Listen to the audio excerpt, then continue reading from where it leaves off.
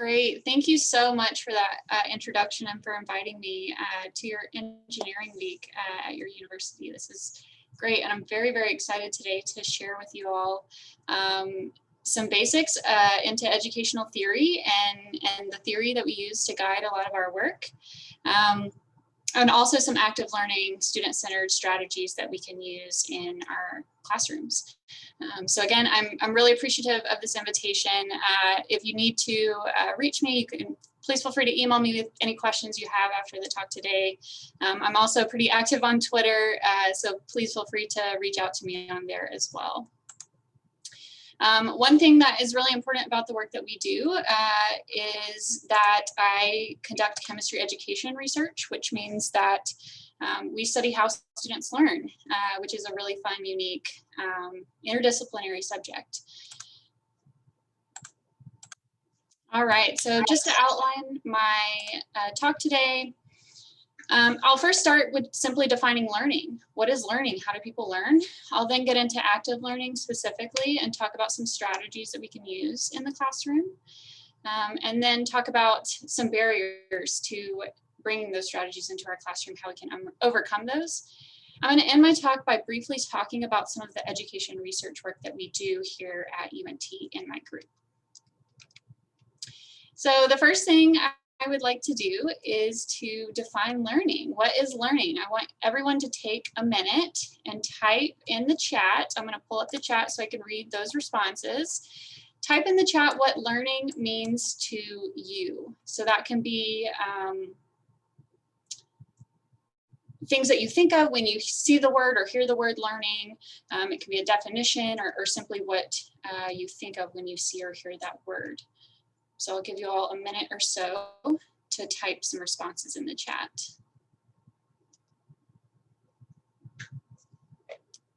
Okay, good. I see some responses coming in. Sharing knowledge, gaining new knowledge, but more than just memorizing, also understanding. Okay, great. About 30 more seconds for you to type some ideas about learning in that chat.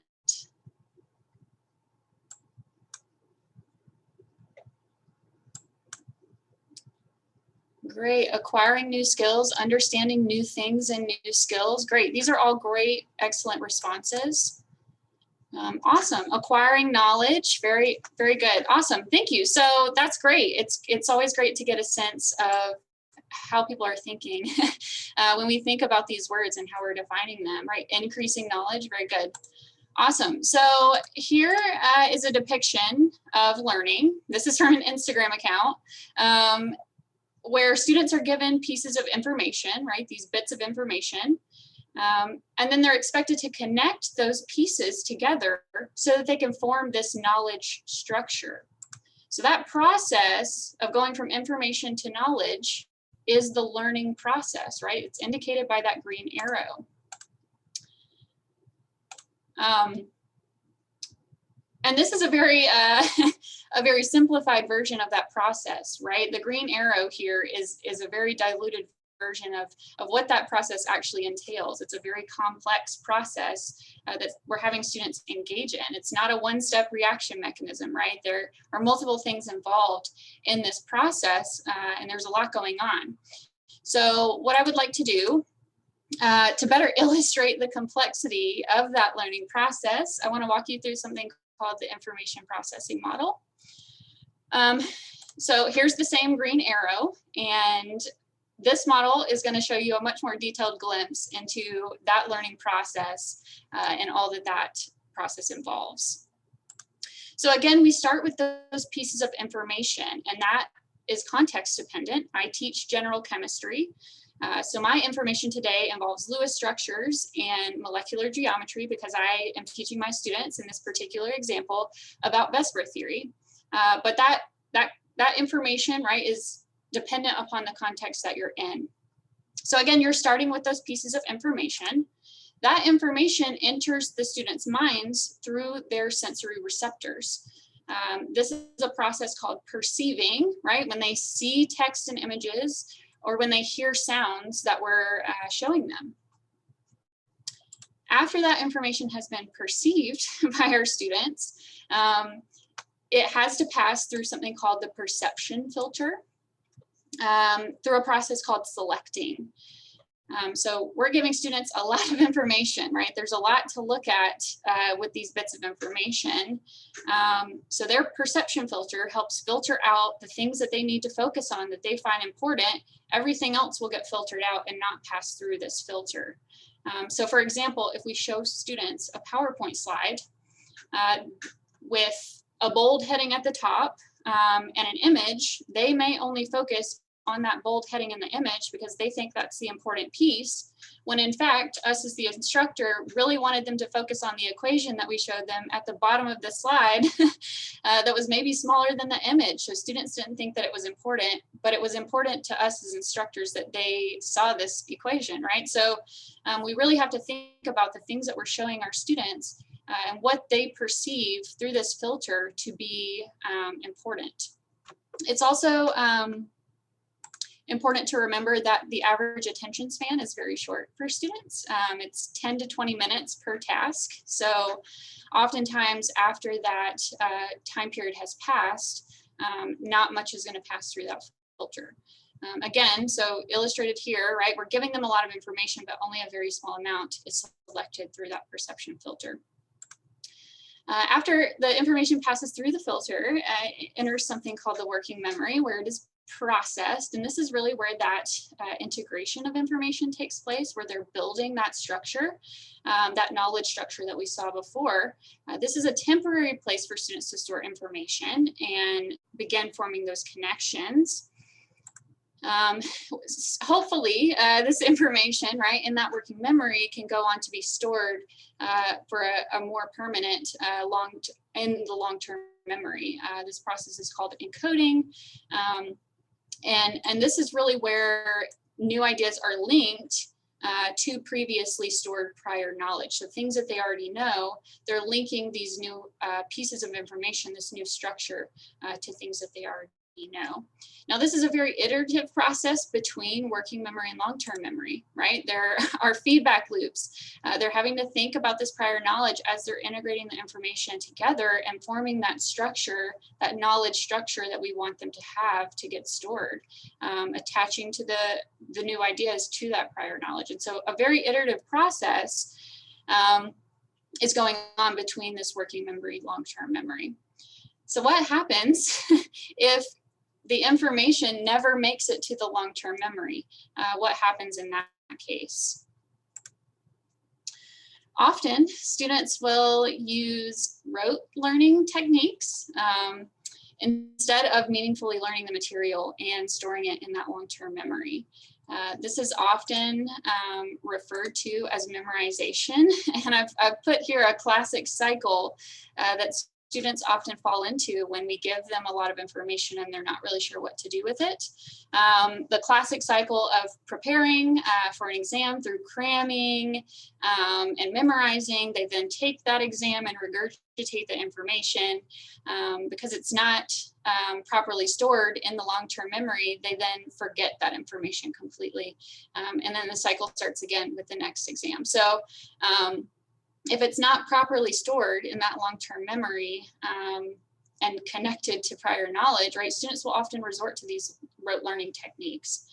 Our goal is to help students, right, be on the other end of the spectrum where they're meaningfully learning the information so that they can use it in the next class that they have after ours. And so we want them to be on this end of that continuum. In order for the students to meaningfully learn, there are a couple of requirements that have to be met. The first is that students have to have relevant prior knowledge. They have to have knowledge that they've already stored that they can attach the new information to. The material itself also needs to be meaningful. We need to be showing our students meaningful things and helping them understand what they need to take in through that perception filter. And also, students themselves have to choose to incorporate this new information, new ideas, into their existing knowledge structure. So there's an element of student choice in this that obviously as instructors, we can only do so much, and the students have to choose to incorporate that material. Without these three requirements, Students will often resort to those rote learning techniques and journey onto this end of the spectrum again.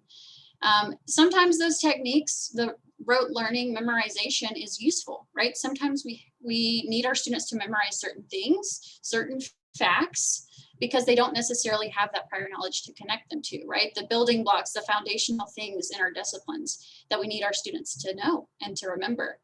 But the trick with those is that you have to help them make the connection with why they need to memorize these things. Why should they store this in their long-term memory? Oh, it's to connect later to a topic we're going to talk about later.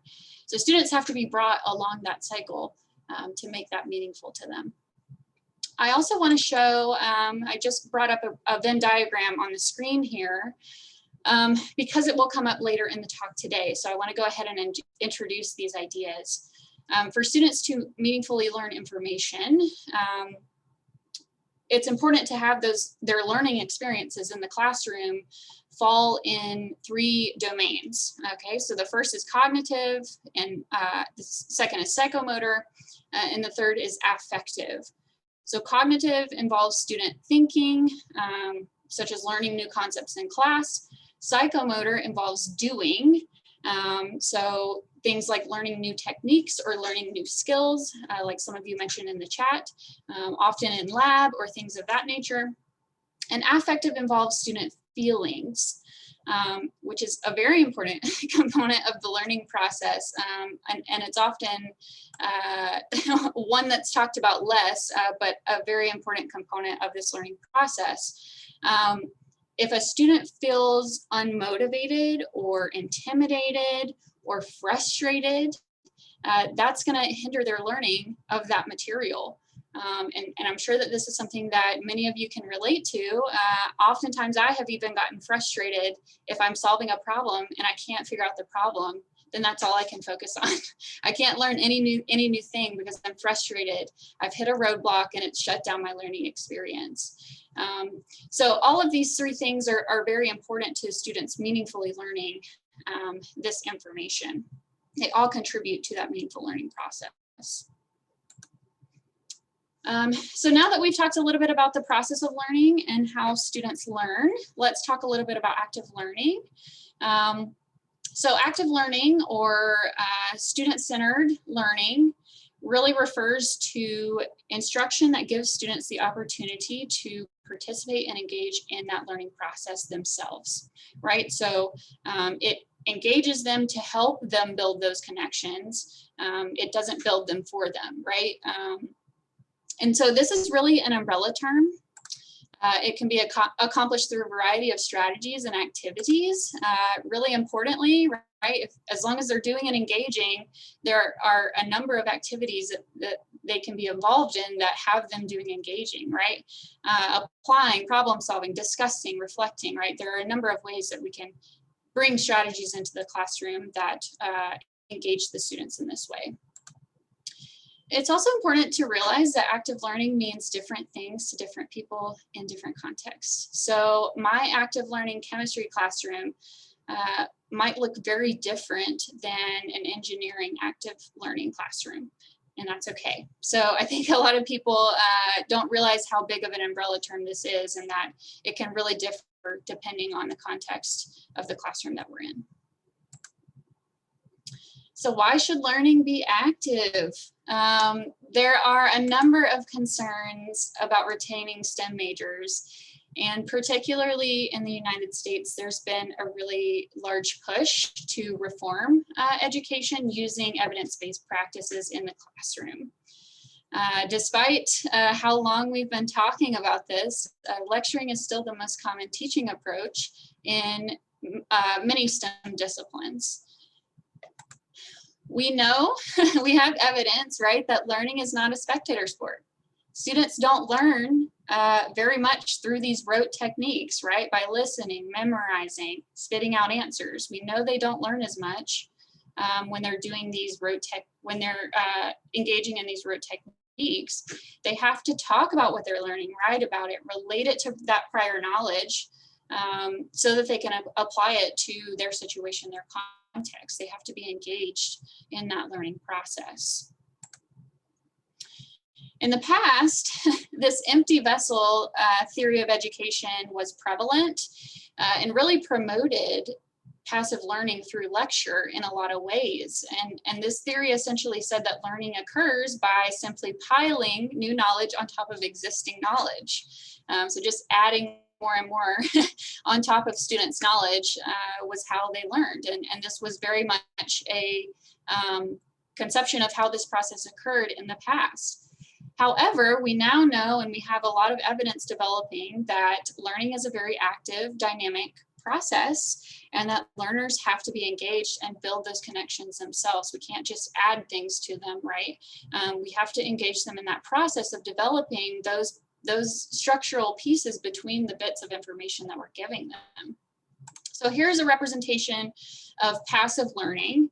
The blue boxes indicate the content, whether that's engineering, chemistry, whatever STEM discipline in this content box. And the green circles represent the actors in the classroom. So for example, we have teacher and student in this passive learning classroom. So in this passive learning environment, the teacher is making sense of the information, right? They're making sense of that content, and then they're simply relaying that to the students, transmitting that information. However, in an active learning classroom, students are agents in making sense of this content, right? They're making sense of the content along with their peers, right? They're engaging with their peers in this sense-making process. And the teacher is facilitating this sense-making process of that content. Students are also given opportunities to reflect, so to metacognitively think about their learning and self-reflect on their true understanding of, hey, do I know this? Do I actually know this? Because I talked to so-and-so over here, and now I think I'm confused. So again, really engaging students in that active process of making those connections. So I'd like to show you some evidence for why we should be teaching in an active way instead of a passive way. We love our evidence in the education world, so I would like to show you a little bit of evidence from a study. This study is by Scott Freeman and colleagues in 2014, and they published something called a meta-analysis. So they took 225 studies that were focused on active versus passive learning, and they meta-analyzed this data. And what they found was that students in passive environments were 1.5 times more likely to fail a course than students in active environments. So here is the kernel density plot that they reported. It shows the failure rates for lecturing, the passive in orange here, as well as the failure rates for active environments shown in blue here. And this failure rate is reported here at the bottom. A percent of students who failed the class. So obviously we want that failure rate to be low. This is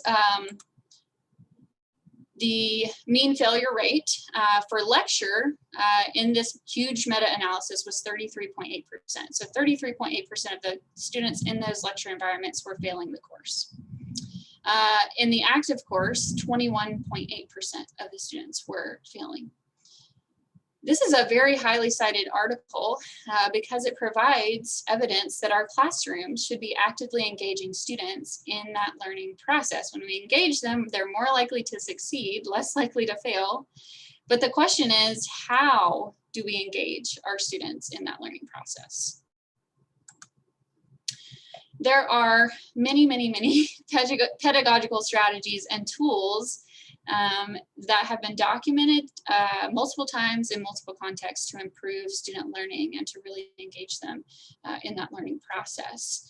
This is a really great resource down here. I'd be happy to type it in the chat at the end. This is a really great resource through Berkeley, and they have a lot of great information and examples of active learning strategies on that website. So I encourage you to take a look at that. for some examples.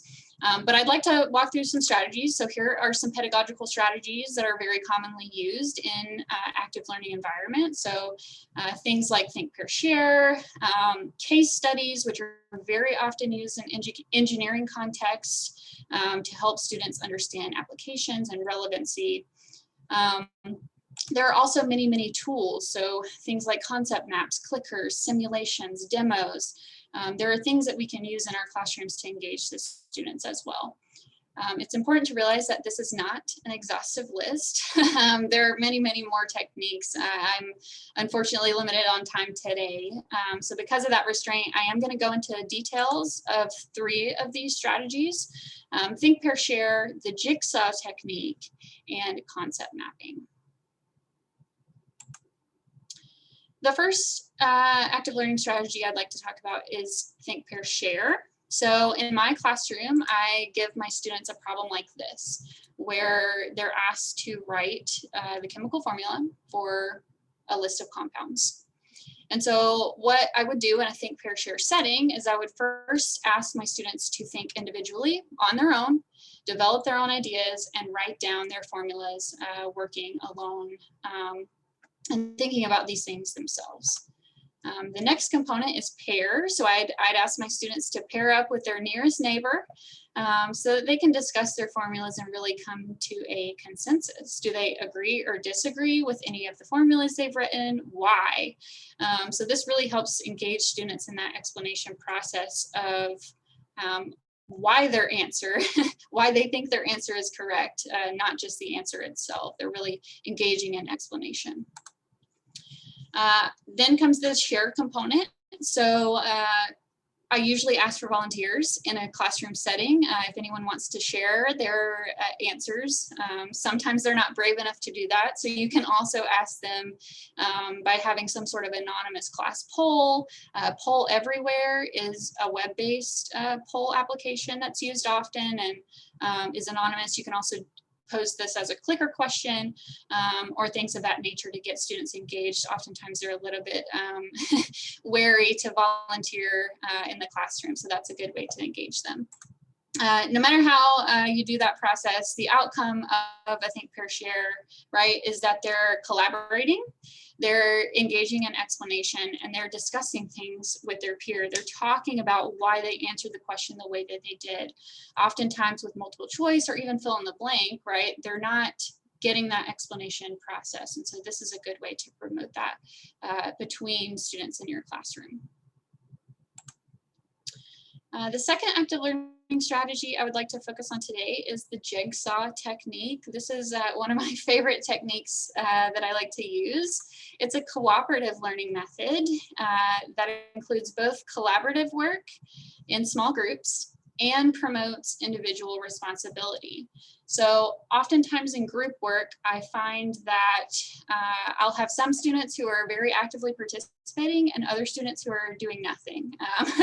I think that that's very common for students in introductory courses. And so this is a great method to involve all students in that group and make sure that each student has a responsibility so that they're all required to do a portion of the work. So how this works is I'll place students in initial groups for this activity, and then I give each group a topic. Okay, so I have my 4 groups here, group 1, 2, 3, and 4, and I'll give each of these groups a different topic. Okay, so for today, I'm talking about different types of chemical reactions with these students. So I'll give group 1 combination reactions, group 2 decomposition reactions, and so on. Once these initial groups have had time to complete their activity, answer their questions, learn about their own reaction type, I then put them into their jigsaw groups. So here are their jigsaw groups. So as you can see, each member of the initial group is responsible to teach the other members of this new jigsaw group their chemical reaction. So then the jigsaw groups will go on to, I have them go on to do a jigsaw group activity where they maybe have to look at a bunch of different reactions and classify them as the different types of reactions. Some sort of synthesis activity where they have to know all the different types to complete the activity. So they're reliant on that group member to bring the information to the group.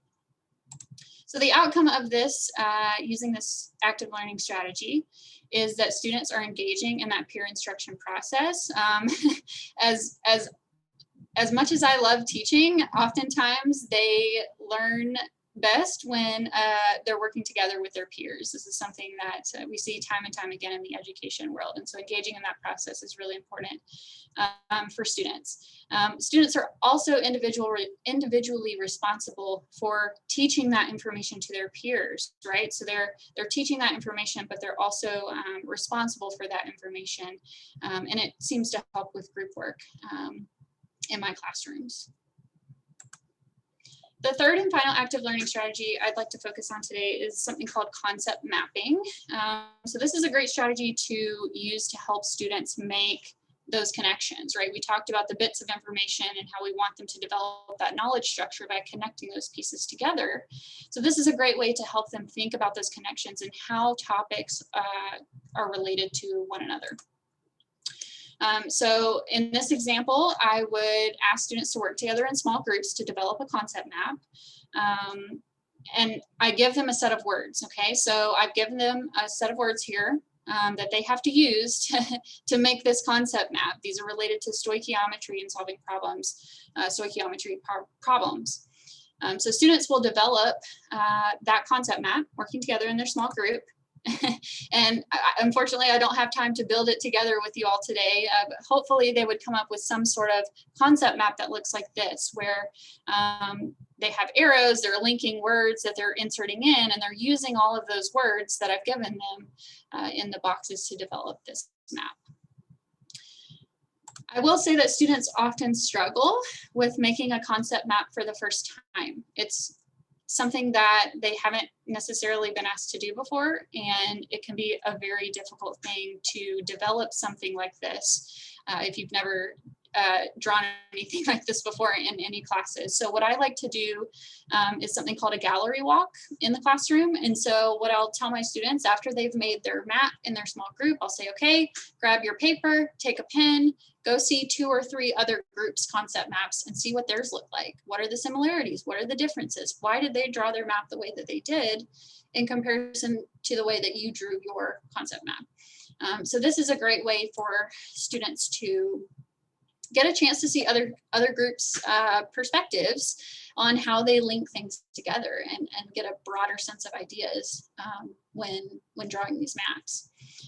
I also like to have students use their concept maps. This is something I think that often goes undone in a lot of contexts, is that the whole point of them making this map, right, is that we can help them make those mental connections in their mind. So I want them to be able to know how to use that knowledge, use that information that we've connected. So I like them to use that map to solve some sort of actual problem in the class. So I'll say, okay, here's a stoichiometry problem. Let's use your map. What are you starting with? What do you want to end with? Let's use the concept map to solve this problem. The outcome of this strategy is that students are better able to understand those relationships, developing that knowledge structure between the concepts, as well as being able to apply that knowledge in a real problem-solving setting. So we've talked a lot about active learning strategies and what those might look like, but I also want to take some time to talk about what it might look like in the actual classroom and how to incorporate those different strategies into your environment. So I like to block out my class with some sort of simple flow chart for my time. And so here's an example of a 50-minute class period. I start with some sort of thinking or reflection activity. This can be it should involve some sort of prior knowledge activation. So having students think about what they know so that you can go on later in the class and introduce new information, and they recognize that, hey, I need to connect this to what I already know. So some sort of activation of that prior knowledge.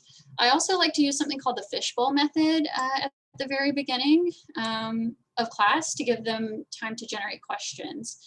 So historically, this fishbowl method, you would give students an index card at the very beginning of class. And throughout the class, they would think about things that they're struggling with. So if they didn't understand a certain topic, if they had problems with a certain problem that we worked through during the class, they can write it down on their index card, and then at the end of the class they can turn that index card into the bowl in the front of the classroom. They can drop their card in the bowl, and then I as the instructor know, okay, a lot of students struggled with this particular topic.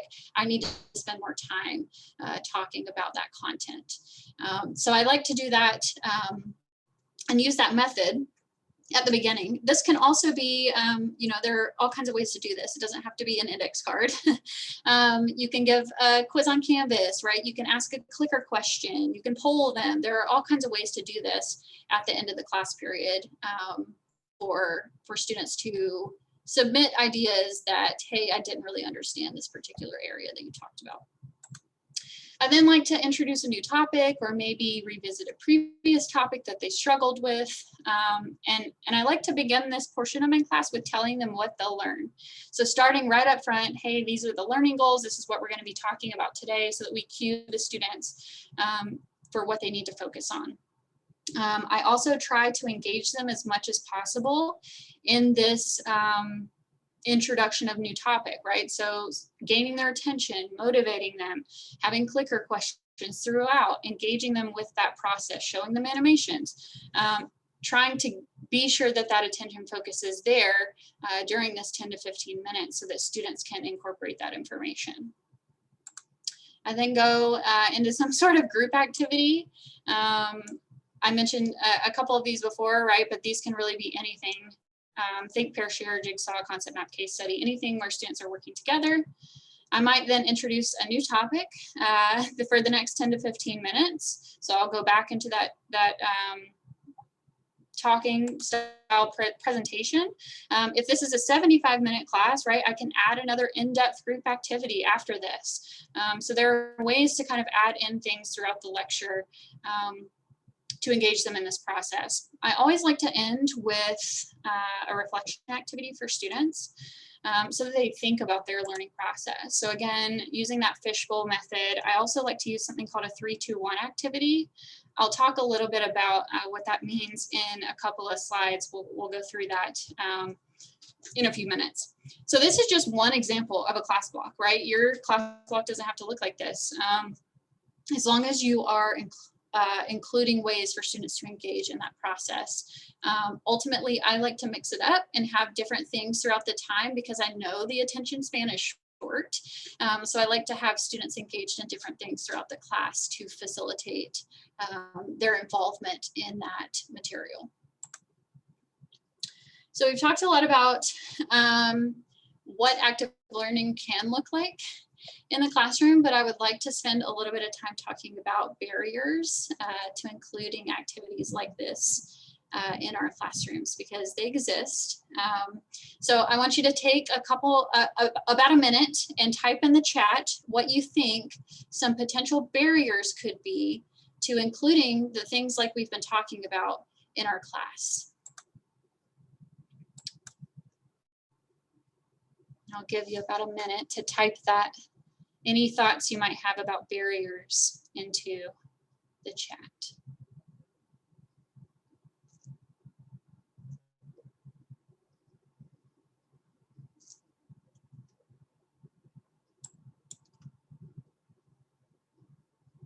All right, I'm seeing some great responses. Professors not wanting to change the way they teach might be a barrier, definitely.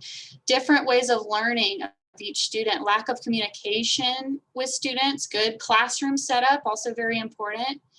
Great, these are great. Thank you all for engaging with me in this presentation. That's wonderful. We're very limited by Zoom, right? But I appreciate this. Some topics as maths are difficult to explain. Good, some things are hard to explain, so it's hard to engage them. Students being afraid of being wrong. That's a big one. Awesome. Thank you all so much for participating in that. These are great. So I'm going to talk about Some common barriers: the student does not put in effort. Good. Lack of motivation, students not wanting to learn. They have to choose, right? We talked about that. There's choice in that meaningful learning. Good, great. So I want to talk a little bit about some of the common barriers that I've heard, and some of these were mentioned in the chat just now. Lecturing is what I have always done. So this is obviously from the instructor perspective. I've always lectured in my classes, and I've never done an activity before, so I don't really know how to do that. I'm comfortable with lecturing. Another common one that I hear frequently is time. I don't have the time to change my course material.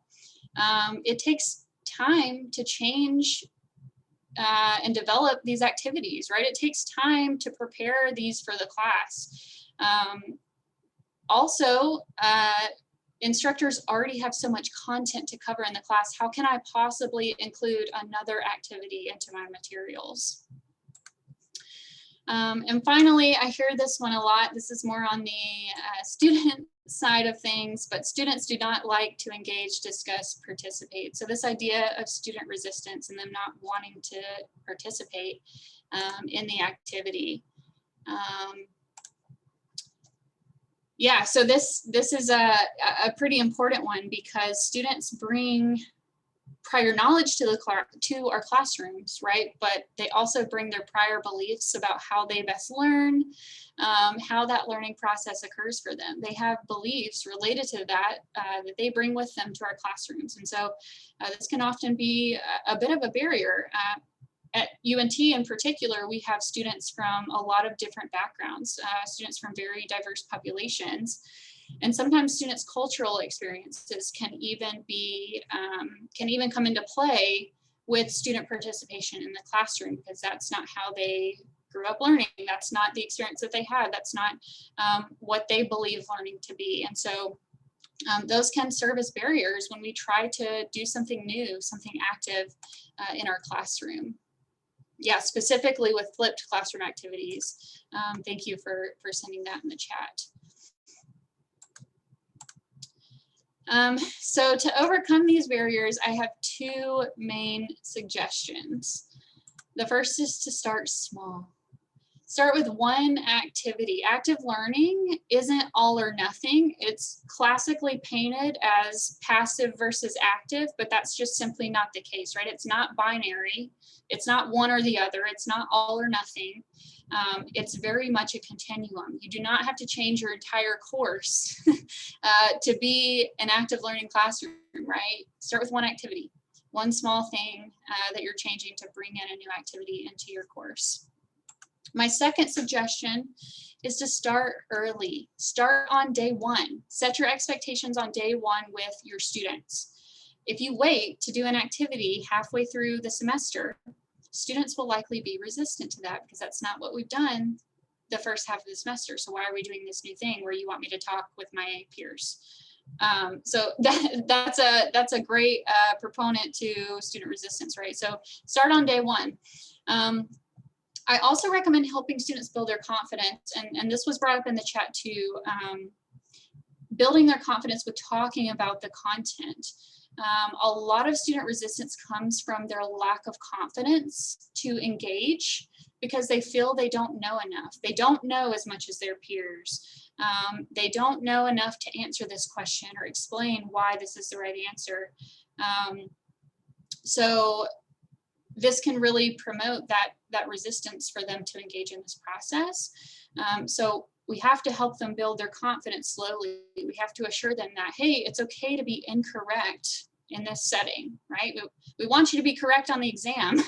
So let's get rid of those incorrect ideas while we're in the classroom where we can do something about it, right? So we have to help them understand that this learning process is uncomfortable.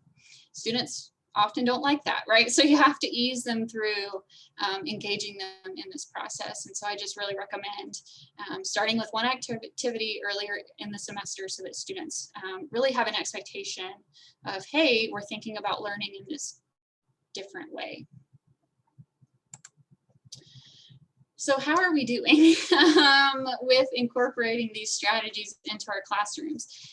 Marilyn Staines in 2018 and colleagues published an article looking at the anatomy of STEM classrooms in North America. And they looked at 709 courses, specifically at 24 different institutions across North America. And they looked at whether they taught in a didactic approach, so mainly a lecturing approach, where 80% or more of the time is spent lecturing. It's a lecturing class. Interactive lectures, so we're supplementing with these active learning strategies. And finally, student-centered. So this is an active learning, student-centered classroom. A large amount of the time in this class is spent engaging in these active strategies, engaging students in that learning process. And so here's a graph of all the different things that they looked at. So they looked at a couple different things. The first was class size. So a small class was 0 to 50 students, medium 50 to 100. And large over 100. And what they found was that as the class size increased, there was much more focus on lecture. And this makes sense, right? It's harder to incorporate these strategies into a larger classroom setting. You have to really think about and prepare how you're going to engage students when there are so many students in the classroom. They also found that as the classroom physical layout changed, right, as class became more fixed, meaning students are in this big auditorium where their chair can't move, you can't move their tables. It's a lot harder to do things like group work in this fixed setting. So more focus was on lecture as opposed to flexible classrooms where maybe the tables move, the chairs move so that students can more easily be facilitated for that group work in the learning process. Interestingly enough, when they looked at course level, there really isn't a big difference currently, dependent on the course level, which is really interesting to me, that even at the graduate level, we're spending a lot of time lecturing in these disciplines, which is very interesting to me. They also looked at STEM discipline. And as you can see, chemistry and engineering, as well as physics, right? We have a lot of work to do. We're the ones who are still holding strong onto our lecture techniques. Math is doing the best at incorporating these active learning strategies into their discipline. So we have some work to go holistically as fields. We have some work to do. I would now like to take a moment to reflect on what we have covered so far using the 3-2-1 reflection activity that I talked about before. So I have an equation written here. I'm not going to make you do math, but I have an equation, right? So knowledge equals information or experience plus reflection or processing. Okay, so even though our information and experiences might be useful, that doesn't automatically turn into knowledge without this reflection piece. Okay, this is not an arrow. This is an equation. This is a term in this equation we have to take into consideration. John Dewey was an American philosopher and educational reformer, and he said, "We do not learn from experience. We learn from reflecting on experience." So normally, I would take time for my students to complete something called a 3-2-1 reflection at the end of the class, right before they leave. And unfortunately, we're lacking on time today. So I'm going to assign this as your homework. I'll be sure to post this activity in the chat at the end of the talk so that everyone can take it home and have a little homework assignment. So normally what I would have students do is take 3 minutes to write down, reflect on how your thinking about active learning changed today. So what you're going to do is write 3 things you have learned, 2 things you want to learn more about, and 1 thing you will use in your teaching and learning. And so this is a really great way to engage students in, okay, what have I learned? What do I need to know more about? What can I use from this experience? I'd now like to switch gears a little bit. So we've talked a lot about active learning and strategies that we can use. I'd like to talk a bit about how we as researchers collect data and evidence about this student learning so that we can get ideas about how this learning is going for our students and how we can make changes in our classroom. And so my group at UNT specifically conducts chemistry education research, or CER, and we specifically focus on how undergraduate students learn chemistry so that we can best teach them chemistry. We do this in our group through multiple ways, but again, we try to hit all three of these domains from that Venn diagram that I showed you earlier. Again, we want students meaningfully learning information, not just memorizing it, right? We want them to take it in and build it into that knowledge structure that they have in their minds. So with the remaining time today, I'd like to briefly talk about some research first that involves student attitudes, again, in that affective feeling domain. And then the second project I want to talk about are some research on chemistry representations falling into the cognitive and the psychomotor domains. I'll start with the affective research, which is a project being conducted by my current graduate student, Melissa Collini. So with just a quick Google search, you can get a really good idea about what students think about learning organic chemistry. Okay, so why is organic chemistry so, this is literally from a Google search. Why is OChem so difficult? Should pre-med students fear organic chemistry? How to get an A-? We're not even shooting for A+. At this point, we just want an A- in OChem. So anecdotally, right, these are very common ideas that I hear from a lot of students. When they think about OChem, they think about learning an intimidating subject. They think about something that instills fear in students' minds. But there's very limited actual evidence on what these attitudes are and where they come from.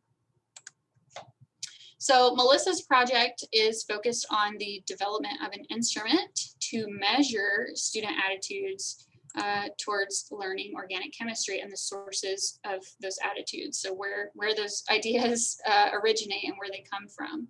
So this instrument is called the ATOC, Attitudes Towards Organic Chemistry. And it contains both free response, qualitative items, and scale items, quantitative items.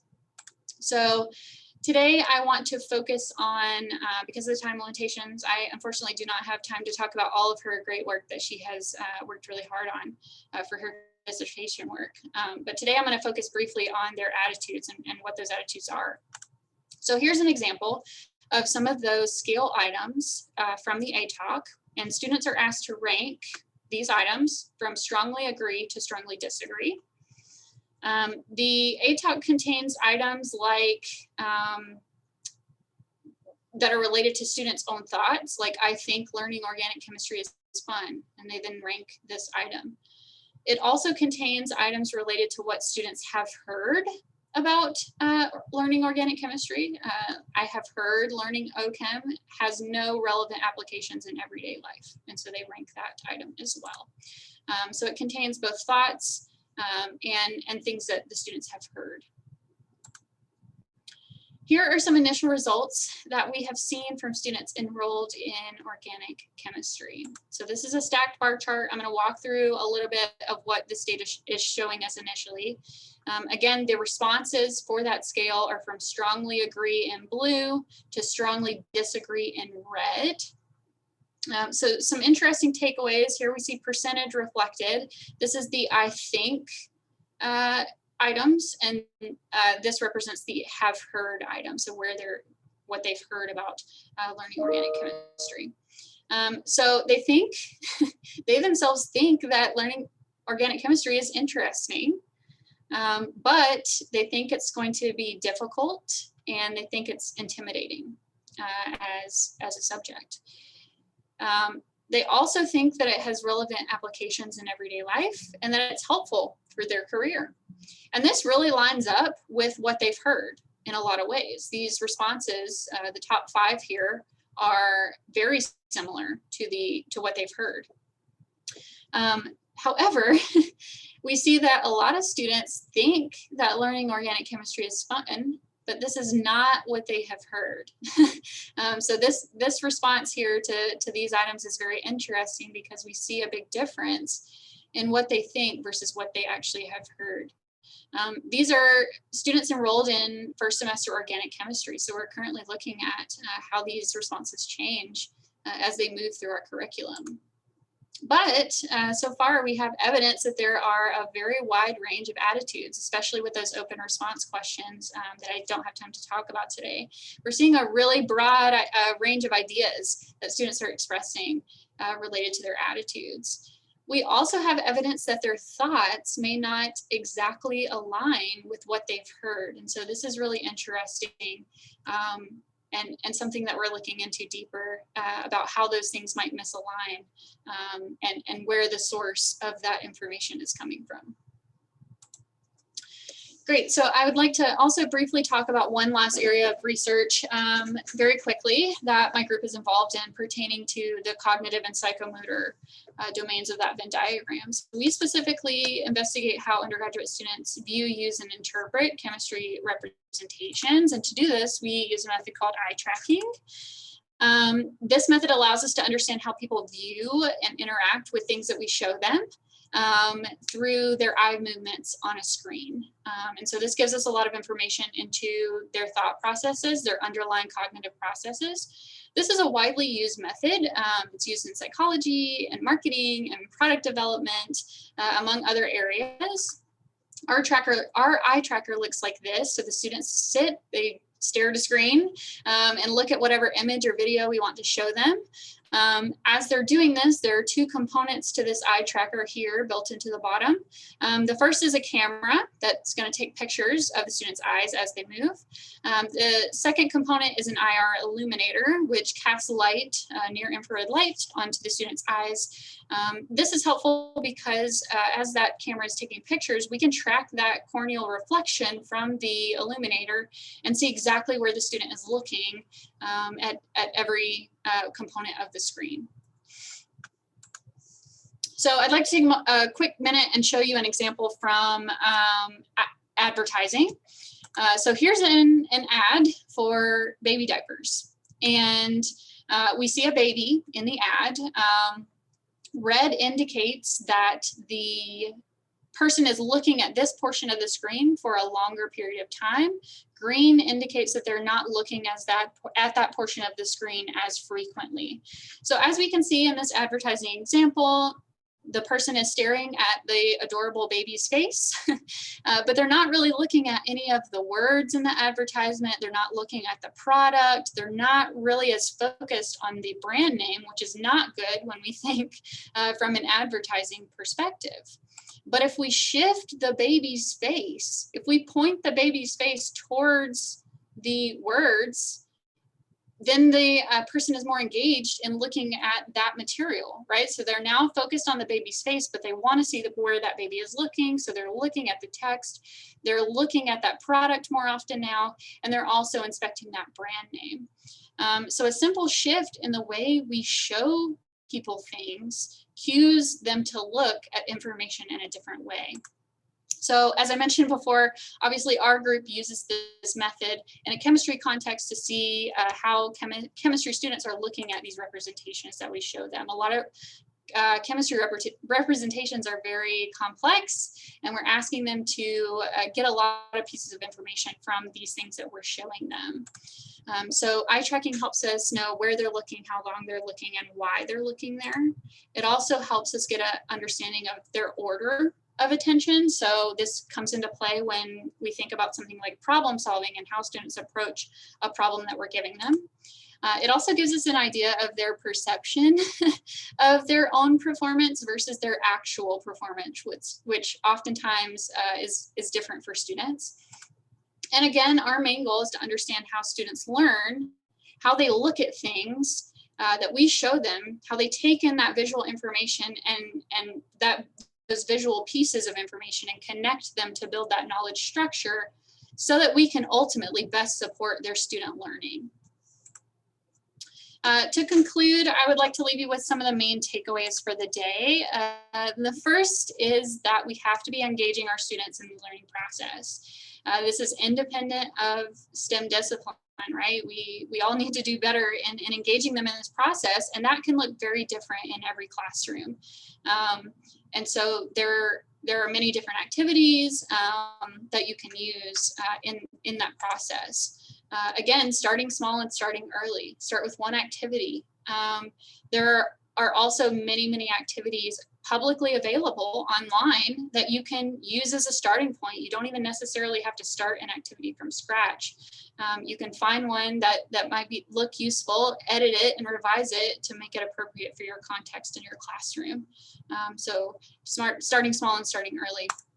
Finally, in CER, we are getting a lot better at collecting evidence so that we can better understand how students learn in specific disciplines. So this is the case in CER, but also in other discipline-based education research fields, DBER. So CER is in DBER. There are also people who conduct education research in engineering, biology, math, physics, and many other disciplines. So we're getting better at collecting this evidence so that we can understand a little bit better how students are going through that learning process. And with that, I would like to thank my research team at UNT, particularly Dr. Rebecca Weber, who in many ways is very much my right hand in a lot of work that we do in our research group.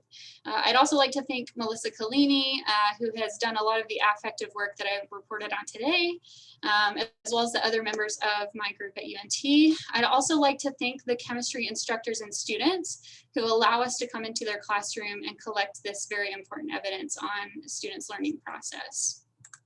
And with that, I will be happy to take any questions that you might have.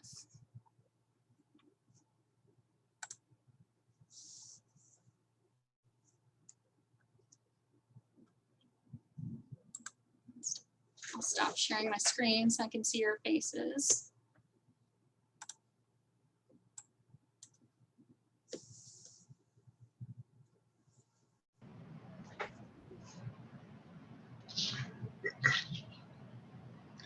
So I have a question. Okay. So have you, I mean, I know that nowadays it's easier to find advantages of new technology in to implement the active learning. But what about the drawbacks of new technology?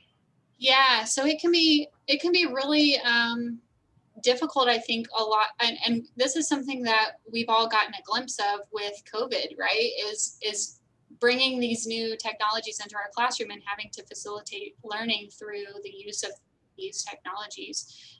They're definitely they have their advantages, right? But there's issues of technical issues that you can have with your classroom.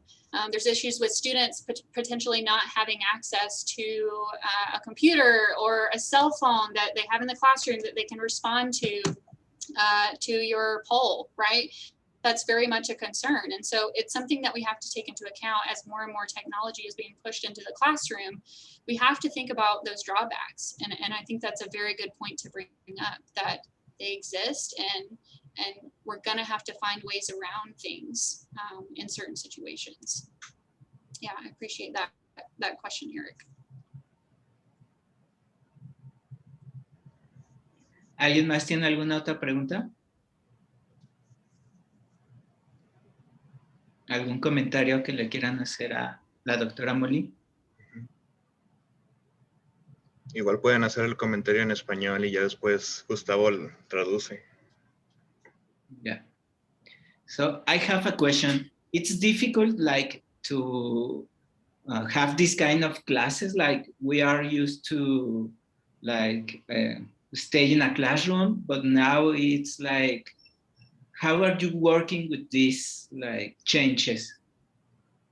As far as bringing them into a physical classroom or an online, like a Zoom? Online classes, yeah. Yeah. So it is tough, right? It's already tough to do these things and include these activities. This is something that people have been pushing for quite some time, right? Is to include these strategies and these activities in physical classrooms.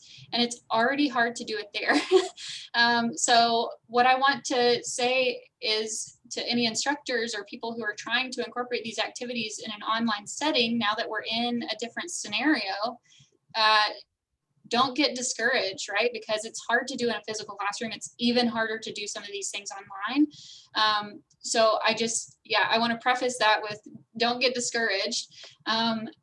I think that there are ways that we can use Zoom to help us, right? We can use breakout rooms. We can get really quick feedback in a quick way, right? Today, instead of intimidating students and saying, hey, raise your hand and tell me what a barrier is, I simply said, type in the chat, and there were very quick responses, right? Students are often, they feel like it's easier for them to type than to raise their hand in front of 200 other students and answer a question. And so I think that there are ways to include those active strategies in Zoom. They're different, right? And we have to get used to, as instructors, using these technologies in that way. And it's challenging. So don't get discouraged. Number one. Number two, I just recommend to do your best, right? This is a new time for all of us. I did not learn how to incorporate active learning in an online setting, right? I very much learned how to do these things in a physical layout classroom. So yeah, don't get discouraged and do your best in that online setting. Sandy? Okay, thank you. Well, first of all, thanks for giving us all this information. And well, my question is, what are the main challenges right now in the education with this new, well, virtual living? Yeah, so a lot of these challenges, I think, it definitely increases the amount of barriers, I think, to incorporating the strategies, right? We're in a very different setting. And so those barriers are increased. I think that a lot of the challenges, it's very hard. A lot of times, at least in my classes, last fall when I was teaching General Chemistry 1, right? These are new students who are freshmen who have never even been on campus. Their entire undergraduate experience has been through Zoom. And so that's challenging in itself because they don't have their peers to rely on. And so I try in a lot of ways to engage them with their peers. I have discussion boards, or we can create Discord groups, right? Have them use some sort of app where they can engage in the learning process with their peers without me necessarily there. They're not able to form these groups like they normally do in our classrooms. It's also very challenging because oftentimes you don't see their faces, right? They have their video, here's an example, which is fine, right? They have their videos off because they're maybe in their apartment with their roommate, or, there's all kinds of situations that our students are in. And so that's very challenging as well to see. We can't see how they're engaging anymore. We physically cannot see because the camera is off, they're muted. Are they even listening to what I'm saying as an instructor? And so that is definitely a big challenge, I think, for learning in this environment. And it's something that us as instructors, we're having to take a lot of time to step in and make sure that that engagement is happening, make sure that we're facilitating that learning in this new way. Yeah, so I appreciate that question. There are definitely some challenges that have arisen because of the way that we are instructing in this current situation.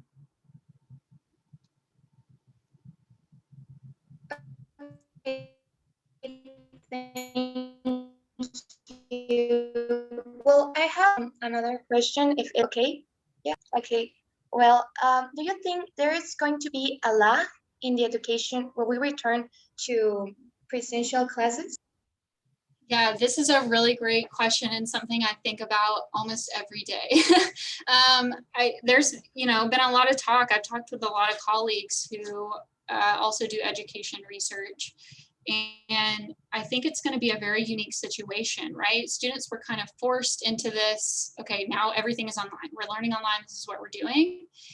And it's not going to be, we can't just return to normal, right? There's going to be some sort of lag, like you mentioned. There's going to be some sort of gap where we're transitioning back into this different learning environment, this different method of learning for these students. And so I think it's going to take time. We're going to have to build that into our courses to facilitate students with how to get back into that process of learning, engaging in the classroom, because it is going to be different for them, right? Like I said, my general chemistry and students this fall, that's the only experience they have with learning is through Zoom.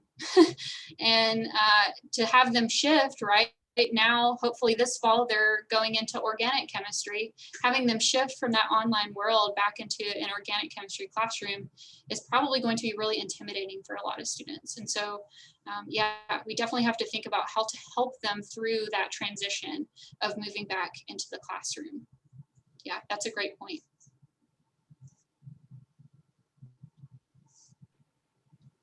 Thank you, Sandy.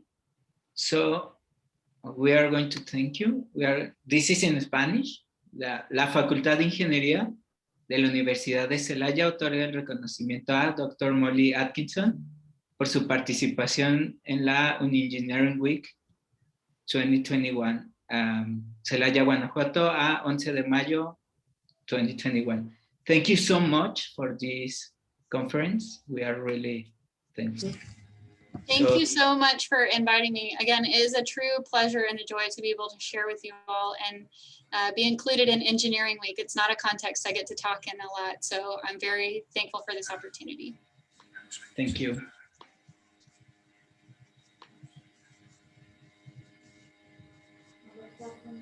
Thank you and see you later.